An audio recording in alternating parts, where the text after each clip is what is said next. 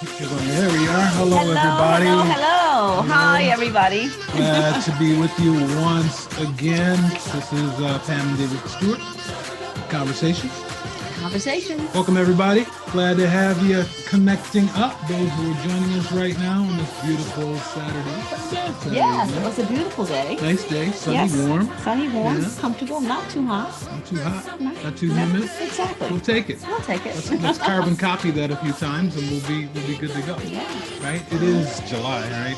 Yes, it is. Mid-end July, so it should be nice by now. Mm-hmm. So welcome, everybody. Love to have you connecting on. Make sure you share with somebody. I can't tell you what I'm looking at right now. I don't even want to comment about what I just saw. Some things are just, let's say they're internal. Behind the scenes. We'll do a behind the scenes version someday. Yes, we do. I saw part of it at the beginning while we were running around. You can see us on camera at the beginning. We do a lot of laughing. We laugh and tease one another a lot. Have we cried? Well, really. Not really. Yeah. Only when somebody's passed away. Yeah. We deal with that. But we don't make each other cry. It's just like we make a lot. We make a lot. We make each other laugh a lot. So hello, everybody. And smile. Once again. we are back. We are back. We missed last week, right? Yes, we did. We did. We took last week off. Needed a little break. Every now and then. It's been a long haul. It has lots of stuff going on. Yes. But we're glad to be back with you, and hopefully you're glad to be with us again. Looking for some more people kicked up. Don't forget to share it. Share it with somebody. Yes. Let them know that we're here, that what's going on. Yes. Got a good, interesting conversation to talk about today, and want you to join in that. Several things that have come up we want to talk about and I thought you might find interesting. So hopefully you'll connect up with us. If you've never, by the way, I'm assuming everybody here has been there, but if you've never seen our where to find this, the Facebook page looks like this. This is our Destiny Preparation Church page. And you will find these linked here and then people share it out. Yes. From there, you see a few shares here to different locations. So feel free to check. If you have not liked on our Facebook page, Destiny Preparation Church, make sure you like on the page and then you'll get all kind of notifications when things come out like this every week and all kind of clips and features and our live stream services and all that stuff. Had a live stream service Friday night. Had a prayer service Friday night. Yes, we did. And that was excellent. Yes. It's always an excellent opportunity to come together and join together in prayer.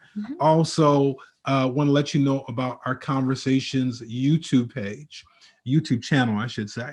So if you're not familiar with it, we invite you to go to YouTube and type in Conversations Pam and David, and you will connect to our YouTube page. You should subscribe to that. As you can see, this one is just hit the subscribe button. And then again, every week when these get uploaded, the shows that we're doing live now get uploaded onto this YouTube channel, and you'll be able to connect up.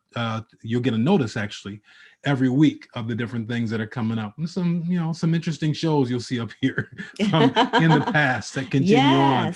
So you're invited to connect up to any of that, all those things, resources, and hopefully you'll stay connected to us as well. See a few more people coming on. Say hello, wave your hand or something, electronically. Yes. Let us know that you're there. Always more people than we see numbers wise. So it's always good to get a sense as to how many people are actually with us and connecting up with the things that are going on. We have a lot of silent observers. They just sit in the back and just watch the happenings. Some people we can't, they don't identify themselves or make themselves known, but they have let me know, some of them, that, I have been watching. There's people too that come on later. Yes. They don't necessarily get a chance to watch it live, but then they'll come and stream it later on, which is great. There's Sister Libby. Good evening to you. Thank you. Good evening. For waving at us. Good evening. So there's a lot of people that do come on, actually, at times hundreds that come on over the week and catch up and connect up and watch parts of the show, whatever the case may be. So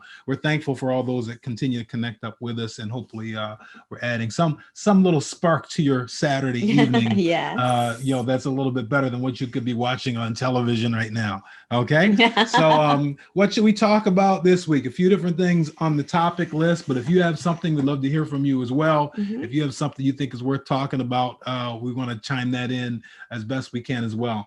So, a couple of things that we were talking about earlier this week, and one of them was this interview from Morgan Wallen. Yes. For those of you who don't know who he is, he's a country music singer and apparently a pretty well-known one.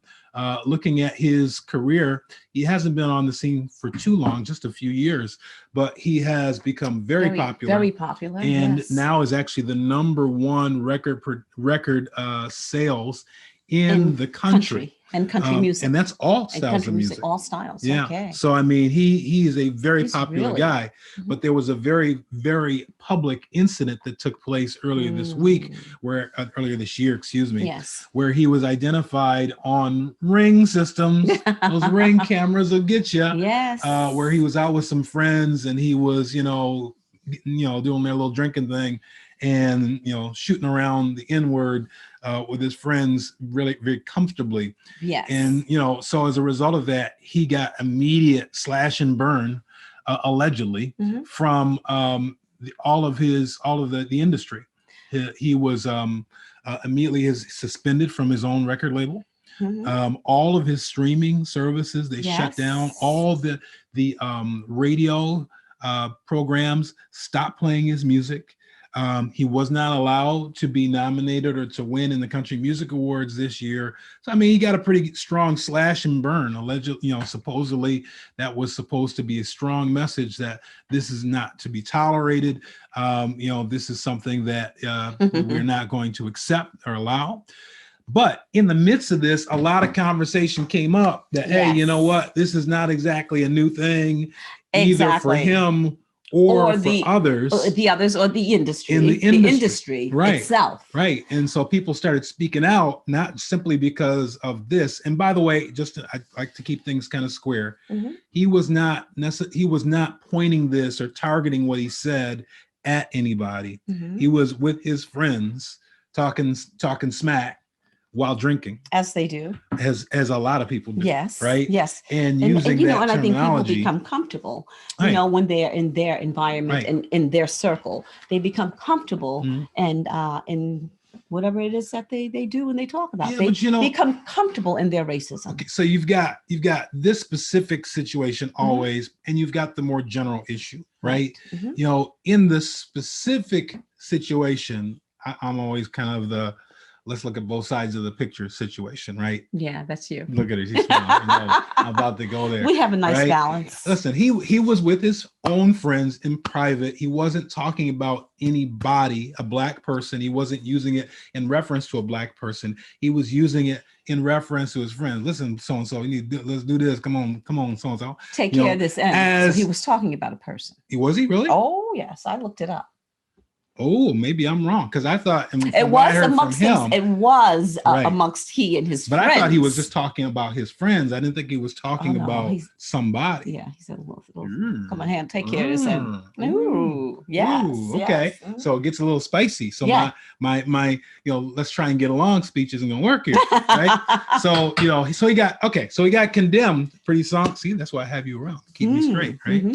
So I mean, he got condemned very strongly for this. Now the reason I suppose I say that is because he just did an interview this week with Good Morning America, where he actually kind of pulled it back and was like saying, look, this is something we talked, say, it's amongst the friends, didn't really mean anything. That was his persuasion of it, that, it wasn't really intended for anything specific. It was just, just talk amongst friends, right? But aside from the specific incident, it does speak to a cultural aspect. And that cultural aspect is certainly much bigger than just that, because than just him, right? And what he said, just that incident, exactly. Because the impression and the feeling is that is a way that not only do people talk in that industry, but people think in that industry. And so there have been Black people in the country music industry who have expressed their concerns about how the impressions that those elsewise in the industry have about them. Exactly. Right. And there are not a lot of Black people. There's only been a handful over time. There have been a few, but not many at all. And there have been a few that have been pretty successful. Have been successful, but they have had to deal with racism. And that still seems to be going on today. Oh, yeah. So this is why, they kind of came down on this pretty harshly. I mean, not pretty, really harshly, really. Yes. I mean, they shut it down. Well, the industry has to protect itself. True. So it has to protect itself. Right. So they don't want the negative publicity. They don't want the negative publicity, even though they themselves, the industry knows that, the racism is the culture of country music. It's a cultural thing. But now that it has been publicized, right? Publicized. Public, right? Now that say, wait a minute, Morgan Wallen has, blatantly, obviously used the N-word and been caught. Right. Now they have to backtrack, right, and try to save the industry. Separate themselves from that. Say that's not us. No, exactly. We didn't do that. Just like with what's the name? The policeman. Chauvin, yes, and the Minneapolis police was like, look, that's not. We didn't. That's not us. We don't do that. That's not the way we train people. We don't tell people to do it that way. Exactly. That's him. So they basically picked the same kind of approach to say, look, this is not. We do not condone this. Right. In fact, we absolutely disown all of this. We segregate him out from us because he doesn't represent us. But again, behind the scenes says, maybe he does truly represent at least your culture. They may not represent your dollars, your business dollars, because you want to sell to everybody, right? But your culture has this inherently going on behind the scenes. Right. So now here's the real interesting thing. If you stop and you think about where country music actually derives from, it's what is it? Tennessee, Virginia, the Appalachian Mountains. It's they're fiddling. It's tied to the South. Right? And the good old fiddling South. And yodeling and what have you. It is tied to the South. It's a style of music. It's a style of that music is tied to Southern living. Exactly. Right now, Southern white living, culture. Southern living in a certain Southern culture. Yes. Right. Exactly. It's tied to that. It's intended to be broader than that, and I think they want to make it more than that because a lot of things they talk about. They express the lifestyle of Southern country living. Right. And certainly it has had a clear slant to what white Southern America has been like. What it is. That experience. Yes. Perhaps more so than the Black Southern experience. It's interesting because out of the South, you get both. On the white experience, you get country music. On the Black experience, you get jazz and blues. You get blues. Blues, right? Especially. Yes. Right? Because jazz, a lot of that came out of the North. Right. But, so those express the differences in the cultures, especially when you listen to and observe the music, right? It does tie back to what the experience was like of that culture. So you have to think of the cultural aspect. Right. So now you have Black people who cross over and want to sing the concept, the ideology of country music. You do have some white people that sing the blues too. Yeah, you do. But, the question is, are they feeling accepted? Or is there an isolation and say, look, this is ours and this is our style of music. This represents our people and you don't belong here. The real interesting thing about this story, speaking of now you talk about the culture of the people who are the performers. You talk about those who are in the industry and where they stand on this. But the real interesting part of this story to me is those who buy the music because they're representing all the people who are in support of this ideology of life and music. And the issue here is that even after all this condemnation of what he did. Yes, what he said. His music sales are skyrocketing. Soared. Through the roof. Exactly. Right? So 6 weeks after critics cried Morgan Wallen was being canceled and, you're not being fair to him and why are you treating him this way? You have this underculture that is still buying his sales in a rapid fashion. So look at this. Wallen's historic chart reign continued this week. This is a recent story, right? As Dangerous, the album, spent ninth consecutive week at number one on Billboard, right? First country album in history to do that. Number one, that's in all of music, not just the country music side, right? In doing the last 5 years, only Drake's Views 16 topped the chart for a longer amount of time with 13 weeks. Dangerous sold 2.25 million equivalent album units overall, including streams, and 201,000 pure album sales. So while this is all going on, this continues on. So this is early. This is from March. So this was 6 weeks after all this happened, because all this happened earlier in the year. He still, even when he was supposed to be in the worst case, canceled and shut down. Exactly. His music is still being bought by somebody. So even though the industry might be saying, we don't condone this, we're not in support of this, somehow people are figuring out ways to still buy. Oh, yes, of course. Well, obviously there are people that actually support the culture and racism and the use of the N-word. Right. Something similar to Trump. Right. Yeah. So I mean, the question is, are they saying, look, music, we don't care, we still like the music, or are they saying, we like, look, if you think that you're going to cancel him, well, here you go, we're just going to buy more of it. Right. So to some degree, there's an endorsement of some form. There's an endorsement. Right. I agree. Or somebody's trying to segregate the two and say, look, we don't like what he said, but we like his music. So we still singing his songs. Oh, so what if he used the N-word? Right. And there's also always a group of people who are, don't use the word negatively, but they're ignorant to the whole thing. They don't know what this is all about. They're not paying attention to that. All we know is we hear this music. Our friends are playing it. We like it. Everybody wants to have it. So you have this mixture of things going on, but it's incredible to me that his record sales didn't even slow down. Not over the course of this. It didn't even have an effect. No. So he goes off and goes into hiding. He just came back. This is July. He just came back this week with his first interview since all this happened. So it's been like 4 or 5 months. Not a word of his name was spoken during the Country Music Awards that happened a couple of months ago, not too long after this.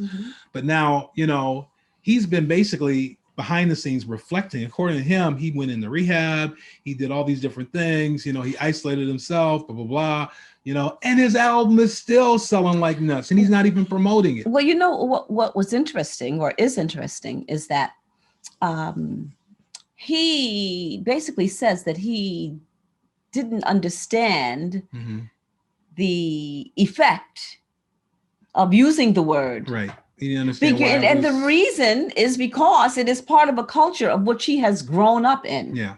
We've heard this before, too. Yes. We just heard this in the previous Bachelor, right? Yes. Where the young lady who was dating the first Black Bachelor, she's found with these pictures from before being at some kind of a, party. And the party is some kind of a, conservative, not conservative, but, it's where they have,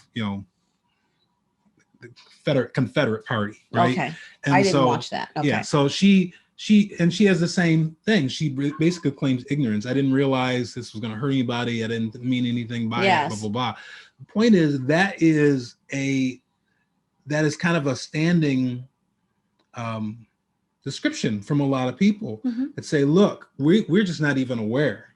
And some people are not. Some people, I'll give you an example. In my home in Syracuse, the neighbor, she bought a dog. She had a new dog. Yep. And he wasn't familiar with me. And, I come outside and he starts barking. Right. And she picked him up and said, "Oh, don't worry. She's one of the good ones." I really was talking about the dog. She was talking about me. I was talking about you. She said that I was told the dog, it's okay, don't bark at her. She's one of the good ones. You think she's watching us? Probably not, but I really wouldn't care. But probably not. No, I wouldn't. But I really think in that moment that she did not really understand or realize that she had actually made a racist statement. Right, it's a very offensive statement. Right? Exactly. Right. So, and ask yourself, how long it took for her to decide that. Right? Exactly. How long did you live there? Yes, for a very long time. Yeah. So a very long time. She adjusted to me, and she figured out that I was one of the good ones. Okay. Okay. So, single Black woman, I had to deal with something actually at work this week. And obviously I can't get into the details of it, but there was a statement that was written by one department to another department. And the statement was written in such a way that the person that received it, who happened to be an African-American, was very offended by what was stated, right? And I'm not going to go into the detail of it, but the way that it was written was a very offensive thing to them. And the people that wrote it had no understanding of why. Right. They're like, well, I didn't mean it. I just saying, I'm just da da da. Right. So I ended up, being contacted to try and intervene in this. And so you have to look at the perspective. And one of the things I shared with them is that, we live in a time of a lot of diversity of thought, and a lot of sensitivity. Right.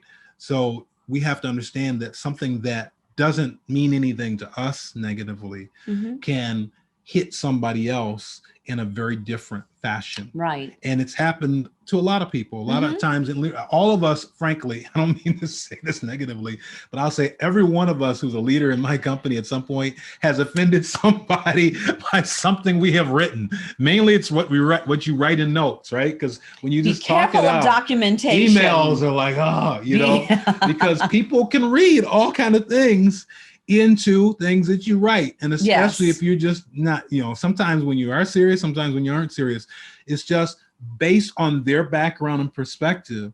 They may interpret something different from the way that you intended. Right. Because the same sentence that you say may mean something entirely different from someone else. Even frankly, what you just talked about with your neighbor, right? Yes. To her, she was trying to give you a compliment. She's a good one. She's a good one.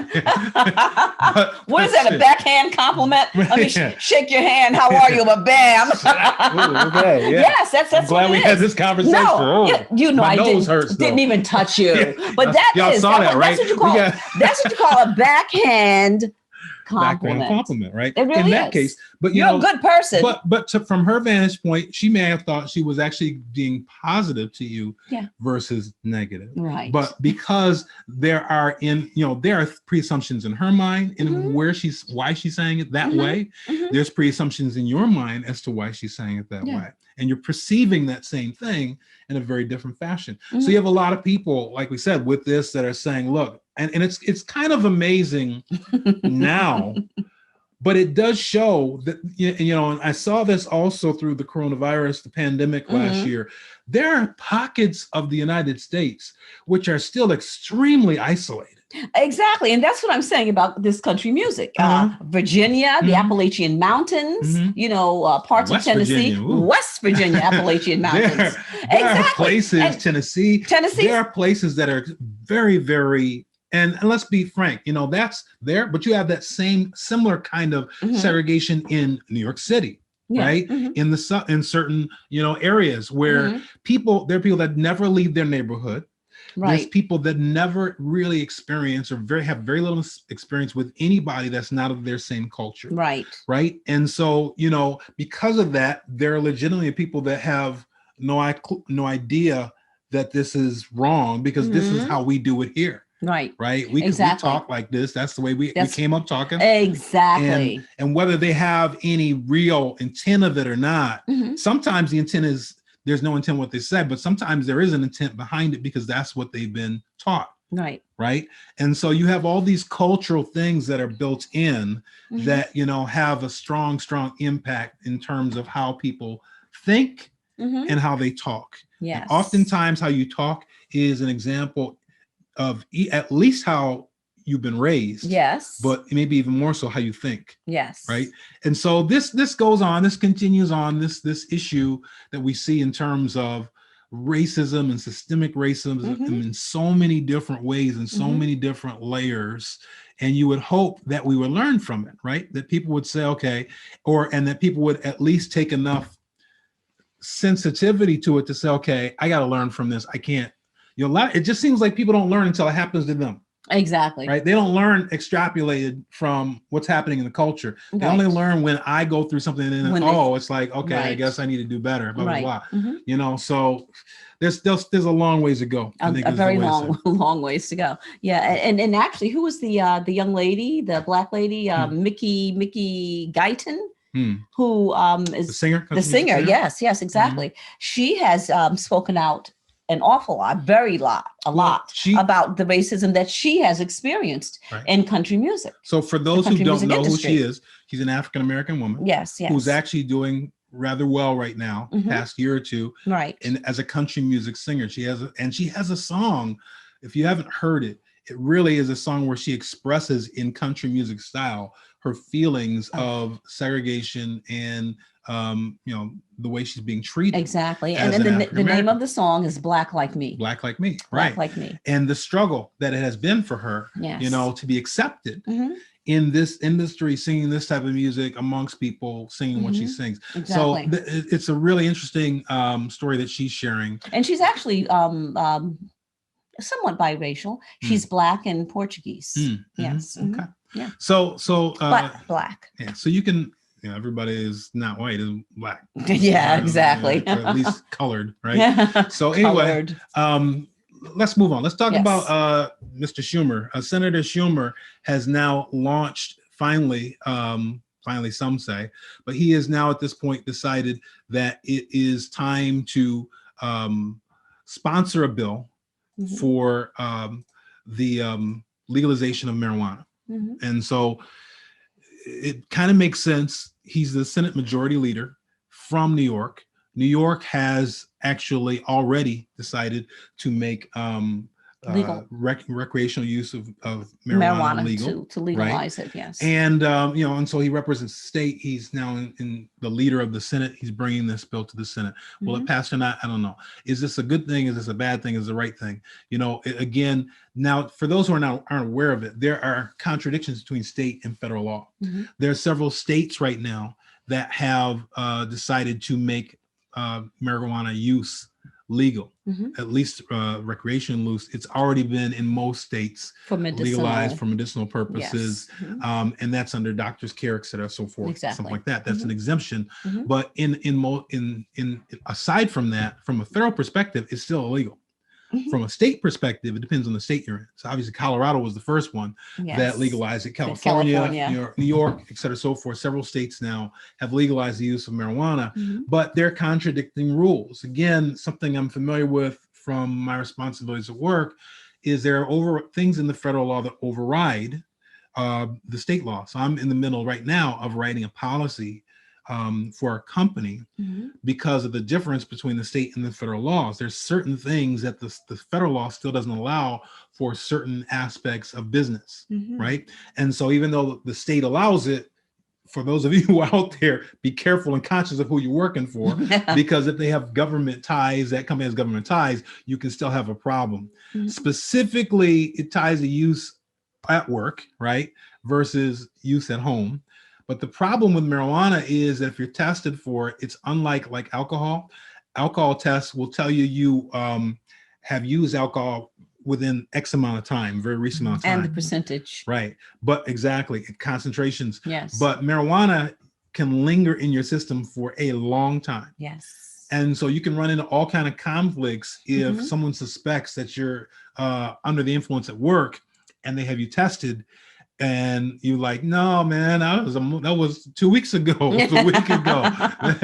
You can run into all kinds of issues. So just so you know, because there's still conflict. So now Senator Schumer is saying, okay, let's make this legal across the country. There's a couple reasons for it. Number one is because medically it's been deemed as not a serious addictive drug, right?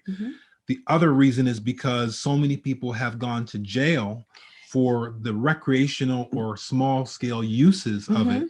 And they're actually talking about expunging records, right? Yes, they are. Yes. So you got a lot of people who have been in jail, people who have it on their records, and they're talking about actually clearing all that. And some people have been arrested for small amounts of marijuana, and especially people of color that have had small amounts of marijuana and have been arrested and imprisoned for a very long period of time, almost to the level of having cocaine or amount of cocaine. Well, a lot of times realize that what happens is that these things cascade. So you go to jail for one thing, but then you have this issue and that issue come up, and you get extended out. And so now it's legal. It's going to be legalized in New York State, but it is legal in some other states. So it's going to be legalized. And it is already legalized for medicinal purposes. And yet you have people that are actually incarcerated for a very long time. They've been given very long sentences. So that's some of what they're going after in this. I still have it's expunging, erasing it, getting it. I still have a lot of issues, concerns with legalization of marijuana. right? For various reasons. And listen, as far as I'm concerned at this point, we've been going through this a long time. I'm like, look, adults are going to do what adults are going to do. They're going to smoke cigarettes. They're going to smoke cigarettes. They're going to drink alcohol, get drunk. Look, they're going to do what they're going to do. So as far as I'm concerned, it's essentially in that same plane. And so if they choose to legalize it, I think it's as bad, or maybe not even as bad as for its own reason, as legalizing cigarettes or legalizing alcohol. I mean, there are people out there that are going to be hurt by it, but it's an adult's decision as to what they're going to do. My biggest concern is the impact on children. That's my biggest concern, which I don't think has been expressed nearly enough. I can agree with that. Now, they are, again, they're saying, I think it's going to be like 21 and up is what they're trying to legalize, not for children. The problem is you legalize it for 21 and up, and now it's in the homes.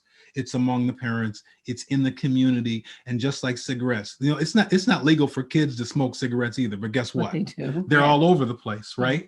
And so this is a huge danger, as far as I'm concerned, to the development of our children and making it more accessible in and around our children, because unlike some other things, or let's say even more so than other things, marijuana affects cognizant yes, it does. Issues. Yes. It affects neurons in your brain. Alcohol does too. Well, so then what we're saying is that when you have children smoking this at children or at a young age, it is affecting their mental processes. Right. And their ability to learn. It's slowing them down. Right. And not only and motivation. But keep in mind, they don't have to be smoking it. They can be in the house with it. They can smell. Well, you know what? They not only smoke it, you can also eat it and cook it. I'm being silly now, but it's very true. But here's my thing. You can drink it. Yeah, and this is my point. If you really wanted to make this medicinally accessible, because in a lot of cases, what they're saying is, look, this is medicinal. We need to make it accessible to people. And people use CBD for joints and pains and stuff like that, which I've thought a few times about getting some for a few of my pains. Well, the CBD, right? CBD oil. Yeah, the CBD oil is the concentrate that comes from marijuana. It's what people are supposed to be after. So if that's it's really all about, why aren't we focused on making marijuana accessible as a pill or as an oil, which does not have all the hallucinogenic aspects to it? You know what? But marijuana is a natural. It is something that comes from the earth. If you go to Jamaica, right, marijuana grows on the side of the road.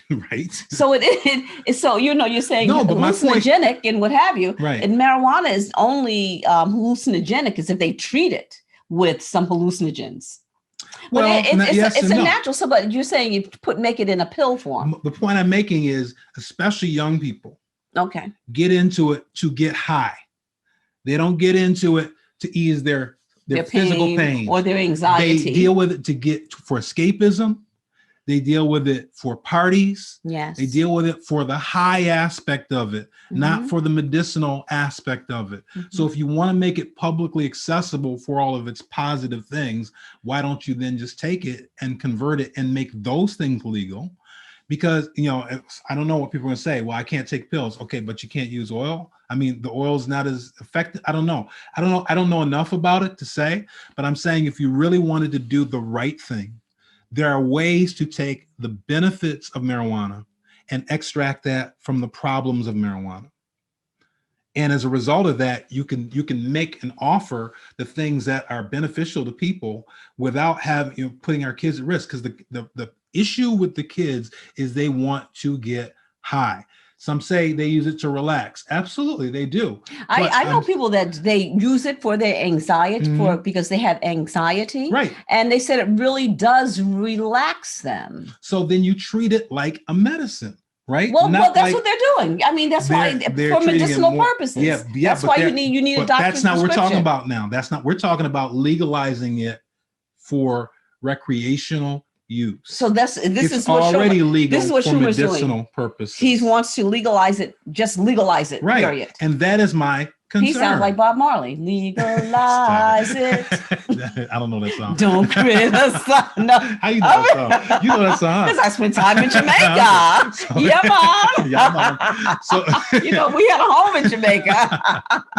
So I understand that it has benefits. My thing is, how do we access the benefits without exposing our children to a dangerous situation? Because what we are doing right now, they're exposed to alcohol. Yes, and alcohol is worse. They're exposed to than cigarettes. Marijuana. None of those things are cigarettes good. are terrible. None of those things are a good reason why we accept something else, right? You can't say there are worse things out there, so let's accept something else that's not great either for them, right? And I don't, worse is kind of a relative term here, because the use and the access of marijuana, even versus alcohol and versus, cigarettes are bad in their own way. Yeah. Right. But the mental aspects, I hate to use the word, I don't want to use it right though. The retardation aspect that associates itself with abuse of marijuana in young people is a serious problem. Slowing down of the process. Exactly. That's what the word means. It's slowing down the process, slowing down their ability to think the process, to get motivated.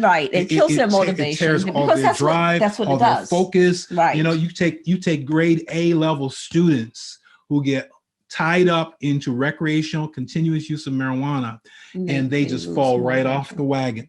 I've heard of some saying that they needed to study. So yeah, I've heard the same thing. I've seen the same thing. I've seen where one student says, "Look, this is what keeps me going," and the student right next to him just completely bails out. This is very true. I think it kind of depends on the person, but marijuana is is something that slows down the processes. Yeah, it doesn't enhance the ability. The same issue that with the runner. Shikari, right. Smoking marijuana does not speed her, does not make her run any faster. Correct. But yet she was using it for emotional purposes. Right. She was using it to try and cope. Yeah, she should have gone to the. I wonder if she had. That's a whole nother story. It is, but I wonder if she had gone to the doctor and said, "Look, listen, I am experiencing extreme stress," and she smoked it. No, they would have given her something else. They wouldn't, because the substance is illegal for use on the Olympic team for the US team. So sad. That may change in the future, but right now it's an illegal substance, and so they would have offered her something else, sedative-wise, maybe, or something like that. And perhaps there isn't a better alternative. That's for the doctors to figure out. They got to figure that one out. But I think even if she had a doctor's prescription and smoked it, and she's running, they probably still would have. Yeah, we got somebody on the line, so let's connect them up. Sister Libby's on with us. Let me get this set up and see what she's got to add to our conversation. Hello there. Hello. Can you hear us? Yes, I can hear you. We can hear you too. How are you? I'm doing well. Good. I just, the conversation is very, very interesting and very good tonight. Thank you. Just good point. I just wanted to comment on the point that you made about other forms of medical marijuana and how, it affects youth and how they can make it. There are other forms. They have sublinguals, they have tablets, they have all these other forms out here. Yes. But the thing about these medical insurances don't cover them. Right. So they are very, very expensive, and all the top people have access to this. So that actually makes a lot of what you're going to see. That's why they are promoting these people to go ahead, get your land together so that you can grow your own, because when the federal government gets involved, believe me, when they start prescribing sublingual for little children, it's going to be expensive, and healthcare and all of those things is going to make an effect. Well, that's all your I just point. wanted to add to that. The point is very good, and it's very true, because think about it. They're processing this material, so there is an uplift cost just because it's processed versus natural. But the other point of what you're saying is big business is way ahead in getting into this. They saw it coming. I know personally of companies, big companies, billion-dollar companies that are getting into this. Even even like Jay-Z and all these people, these people are making money. Oh yeah, they've seen it coming and they've jumped in this. So so don't be surprised when they start lobbying for the laws to fall in their direction. In other words, you start minimizing what people can grow on their own and saying, hey, you need to buy this through a certified producer of it, like we're going to license it because they want to get taxes off of it, the government. So all these things line up to them really pushing people, even though it may seem cheap and expensive now, it's going to go up. Now, the thing that should happen, as you're saying, is once it's legalized, then the medical groups should pick up the costs of it. They should consider that in the law as something that they need to take so that it gets subsidized, so that that brings the cost back down. But my only point is that there are ways like this to approach this, to focus on the benefit side of it and away from the problematic side of it. We have the capability of doing that right now. And what we are continuing to do is put young children in danger. And trust me, we have enough problems right now trying to graduate kids, versus throwing this in on top of it. It's a major concern that we get it and get it right. Thank you, Libby, for calling. Appreciate it. Thank you. So, this is another one of these issues that, it seems like none of this stuff is just simple, right? It isn't. It's complicated stuff. Slippery, right? Slippery slope. Slippery slope is a good way to describe it, right? Because you get into the middle of these things and you're like, okay, what's the worst evil, if you will, of all the different ways and things that you try and approach here? What's going to is it better? Is it worse? It's better. And you always, with politics, I'll have the two sides. We think it's better to give it to the people, let the people have control of it. But, if you allow this to go rampant wild, as we said, I'm really concerned about the students being able to function and to graduate, and the graduation rates going down, which they already are going down. It's already a very big issue with the graduation rate in high schools. And that cascades into all kind of things. Speaking of which, we were going to talk, and our time is moving on, we were going to talk about the gun violence issues that are going on right now. So speaking of which, in our local communities, not only here in Rochester, but all over the country, you have this cascading issue of violence that's going on. Here in the United States, here right in Rochester, there has been a huge issue of gun violence this year, more so than we've ever seen before. I was talking to actually somebody today, people that live in the city, and they're like, even for them, it's unusual. You can't go outside no more, stuff like that. I was like, man, because he was like, I was gonna get a bike, and ride, trying to stay in shape. But he's like, no, I ain't getting no bike. I'm like, man, come on, you can ride it during the day. He's like, nope, because now people are shooting each other broad daylight. Yes, it's not even about this shooting happened overnight. You have stuff. We were just at a thing at Walmart on Hudson Avenue here in Rochester, where we were praying because a couple weeks before that there had been this mass shootout in the parking lot during the day at Walmart. And I have to admit, while we were out there, you was looking. I was looking. You're waiting to hear some pops. I was like, I hear a car ride by, and I'm like, look, see but I mean, this stuff is going on a daily basis. You wake up every morning to hear the reports of who got shot and how many got shot, and did they die or did they survive? Now they have started this huge task force with the federal feds, and by the way, it's not just here.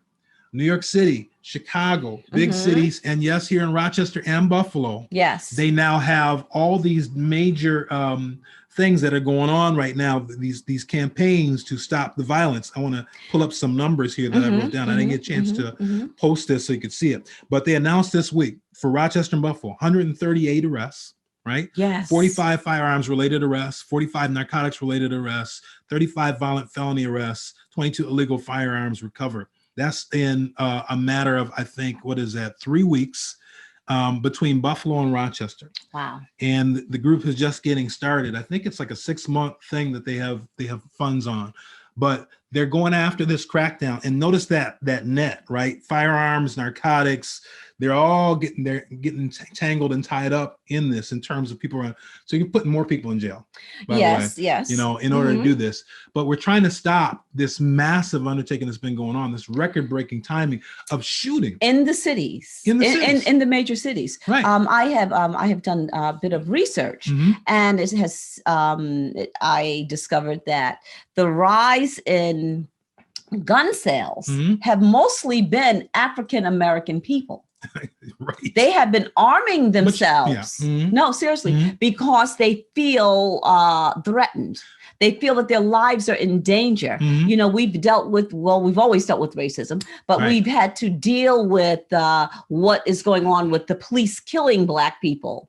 Right. And so therefore, Black people have been arming themselves, and they have been going out to the gun ranges and becoming trained. So that's what we're seeing right here. So there's more people, there are more Black people in the city buying guns. So there's more children that have guns that are accessible to them. Now, I'm not saying that all the guns that these young people have are legal. But the guns that have been able to be traced and documented are guns that have been purchased legally. Wow. And they have been purchased by people of color at a record-breaking number in comparison to whites at this time. The numbers, 58% increase in African-American gun buyers in 2020 compared to 2019. Exactly. And a lot of that, I think, did have to do with pandemic. Yes. There was a lot of craziness going on last year. Yes. People were feeling insecure. So they started buying guns. Yes. Right. And so that's probably could be a portion of the accessibility that's going on. I think that there's a lot of illegal guns, I suspect, that are out there as well, that these kids get a hold of on the streets. And, you know, there was such rage. You know, when you look at last year, what was happening again, you know, in the culture, and you had people that were, you know, Blacks versus white in the middle of the pandemic. Yes. And prior to that in 2019, 2020, under President Trump, right, where you had, you know, this rise up of KKK and, you know, these type of groups. Yes. Proud Boys, et cetera. Proud Boys, Antifa, Antifa. Yes. And so, people there was started such a scared. Polarization. And so people literally started buying guns and learning how to use them. Exactly. But, you know, if people are learning how to use guns, part of that is making sure that you have them protected when you have them at home, you know, keeping, you know, them safe at home. It's very possible that some kids are getting guns from this. Libby said she got her a permit application. I know that's right. All right. She ready to go. I'm scared of y'all. I'm just saying. I'm scared. I'm scared of anybody who wants to put a gun in my house. That's all I'm gonna say. That's all I'm gonna say right there. But it can be very dangerous. Y'all got to be really careful because what you don't want is to shoot the wrong person. Well, you know, you don't want to shoot the wrong person baby, I would never shoot in the middle of the night. I would never, ever. Afraid you think you hear the foxes outside. I'm just saying, it could happen. No, it will not. We want to keep the pastor in one shape, in one piece, man. That's all I'm saying, y'all. But you know what? I'm not even going there. You're not even going I'm not even. Y'all be careful with them guns. That's all I'm saying. But you know what? Watch which direction you point them in. Do you know that you can have a rifle in your house? Yeah. You can have a rifle and then not be registered and still be legal. Yeah. You can have a rifle. Oh yeah. Yeah. Oh yeah. Bishop's remember I lived by myself for a very long time. Yes, I remember. So I have weapons everywhere in my house. I remember. You remember? Stumbling across some things. Let's just put it that way. What in the world? What in the world? Is this all about? What's that about? Living single, you know, as a woman, we're vulnerable. I saw Bishop on the line for a minute. He hung up again real quick. We were just about to get to him. Okay. But, you know, that time is winding up anyway. So, you know, it's a legitimate situation that's going on. You know, the culture continues to change. A lot of what we talked about tonight was cultural changes going on. You know, and so we have to be conscious and careful of all these things. I do want to kind of close out by reminding folks, listen, it is not too late to get a vaccine shot. And if you haven't done that, so the thing you should be aware of is that this is not over. The situation that's been going on in terms of COVID is not gone, it's escalating. And because this is the type of disease that spreads so rapidly and easily, it's a world problem, not even just a US country problem. And so unless it's resolved worldwide, because we travel, Libby said single. Yes, all girl. Right, y'all. Yes. Y'all can high five tomorrow. Oh, yes. But single and married too, girl. No. Okay, let me stay focused. You got to realize that this is a world problem, this disease. And so it is, unless it's resolved worldwide, it continues to move and travel with us. It sits with people for 14 plus days without even knowing they're sick. They have travel plans. They caught the virus. Guess what? They're traveling. We're seeing it right now in the Olympics, right? How many people are getting the virus? And yes, even people who are vaccinated are testing positive. The big significant difference is the number of people who are getting significantly seriously sick and dying. Yes. Right now, the death rates are slightly increasing from, you can see the case rates, this is US case rates, are very much on the incline again. But the death rates, 99% of the people who are dying are non-vaccinated. Wow. So it just shows you the significance. If you don't do this for any other reason, realize this is still around. Every time it comes around, it gets worse. I'm gonna say that again. Every time this virus recirculates back through an area, it's worse because it's a new variant. It's more resistant. And so, you know, the key benefit of getting this vaccination is protecting yourself from serious illness, right?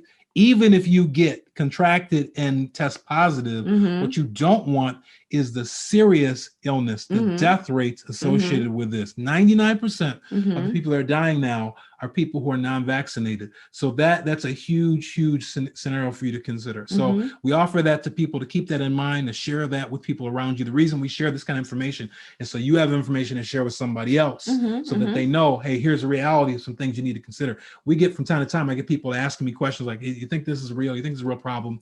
We try and share this information with you so you can share it with somebody else. Here's the real of it. People are dying. They're dying again, more extremely again, because again, we've opened up everything. So people are circulating. People are at, you know, how many people were at the basketball finals, right? The NBA finals. Like 40, 50,000 people, I think, inside, 65,000 people outside, unmasked. You have people going to baseball games. You have people going to all these different events. People out on the streets. They're starting up social events again and music concerts. And now we're exposed. So yes, there are people that are going to catch the virus. And so, number one, you don't want that to be you. Number two, if it is you, you don't want to die from it. Right. So all these things, I'm going to still say, if you go out into a broad public area, I don't care, wear a mask. I don't care if you're vaccinated or not. I would still, if I'm going to a big concert, I'm probably going to have a mask on. Even though I'm vaccinated. Right. And number two, you should get the vaccination. The risk of what can happen to you without being vaccinated is much higher than the risk of what happens if you are by being vaccinated. And understand that, you know, this is a long-term issue. People get comfortable because I've been thus far and I haven't really experienced anything yet. But the reality is, it's circling around. It's going to be back. It's just a matter of time before you cross the path of this virus. So you need to consider that either you're going to get vaccinated and get exposed, or you're not going to get vaccinated and get exposed. But sooner or later, you're going to get exposed. So with that in mind, you got to weigh the odds. All right, folks, it's time for us to go. It's about 9 o'clock. Enjoy being with you once again. Keep in mind to join us and make sure and share with somebody to join us here every Saturday night, 8 o'clock. We're here to just hang out with you, have a little fun, talk a little serious, have some good conversation. Thanks to Libby for calling in. Bishop, sorry we missed you. Of course, as always, next week, but more to come, more to learn as we go forward. So everybody stay safe. Stay in God. We'll see you tomorrow morning, 11:30 a.m. We'll be on with our live stream service, and we'll have more to come for you. All right? Okay. Everybody, have a good night. Good night, everybody. We'll see you guys. Get ready for tomorrow now. Bye-bye. The angels can't sing. You're redeemed. You're redeemed.